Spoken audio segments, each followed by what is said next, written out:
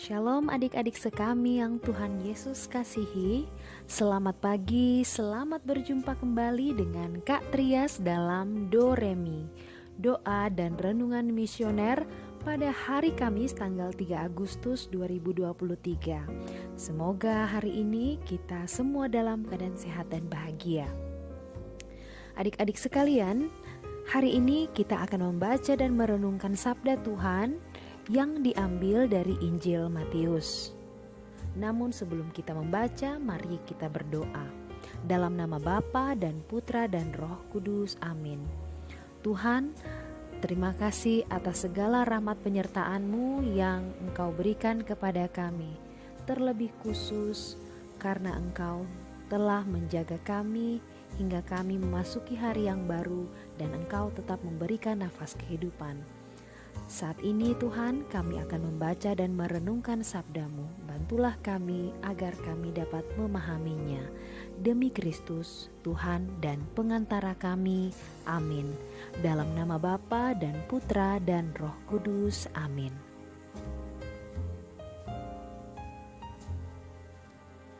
Sekarang, mari kita buka Alkitab kita. Kita buka Injil Matius pasal 13 ayat 47 sampai ayat 53. Inilah Injil suci menurut Matius. Dimuliakanlah Tuhan. Sekali peristiwa, Yesus bersabda kepada orang banyak, "Hal kerajaan surga itu seumpama pukat yang dilabuhkan di laut, lalu mengumpulkan berbagai jenis ikan. Setelah penuh, pukat itu ditarik orang ke pantai. Lalu mereka duduk dan dipilihlah ikan-ikan itu. Ikan yang baik dikumpulkan ke dalam pasu, yang buruk dibuang. Demikianlah juga pada akhir zaman. Malaikat-malaikat datang memisahkan orang jahat dari orang benar. Yang jahat lalu mereka dicampakkan ke dalam dapur api. Di sana ada ratapan dan kertak gigi. Mengertikah kalian akan segala hal ini?" Orang-orang menjawab, "Ya, kami mengerti." Maka bersabdalah Yesus kepada mereka, "Karena itu, setiap ahli Taurat yang menerima pelajaran hal kerajaan Allah seumpama seorang tuan rumah yang mengeluarkan harta yang baru dan yang lama dari perbendaharaannya." Setelah selesai menyampaikan perumpamaan itu, Yesus pergi dari sana. Demikianlah sabda Tuhan. Terpujilah Kristus. Adik-adik sekami yang Tuhan kasihi, Yesus sering menggunakan perumpamaan untuk menjelaskan kerajaan surga. Perumpamaan itu digunakan oleh Yesus supaya orang-orang yang hidup pada zamannya mengerti maksud ajarannya. Bacaan Injil hari ini mengisahkan Yesus yang memberikan perumpamaan tentang pukat. Pukat adalah alat yang dipakai oleh nelayan untuk menangkap ikan. Jika alat ini dilabuhkan di laut, maka bisa menampung jenis-jenis ikan. Ada ikan yang besar dan ada yang kecil. Ada pula ikan yang baik dan ada yang tidak baik. Ikan yang baik akan ditaruh dalam pasu dan ikan yang tidak baik akan dibuang. Dalam perumpamaan itu, lautan dapat diartikan sebagai dunia. Ikan-ikan adalah manusia-manusia. Mereka yang mengumpulkan ikan adalah para malaikat. Pukat di sini diartikan sebagai panggilan Allah untuk bersatu dengannya. Allah memanggil manusia untuk bersatu dengannya dalam diri Yesus Kristus sendiri. Yesus telah diutus ke dunia untuk memanggil siapa saja supaya manusia bisa hidup dalam suasana kerajaan Allah. Yesus Kristus datang ke dunia untuk mempersatukan kembali kita dengan Bapa. Oleh karena itu adik-adik, kita dipanggil untuk bersatu dan percaya akan karya Kristus. Kepercayaan kepadanya akan menuntun kita menjadi orang-orang yang baik dan bisa hidup di dalam kerajaannya. Perumpamaan tentang pukat yang diberikan oleh Yesus mengisyaratkan maksud-maksud yang mendalam.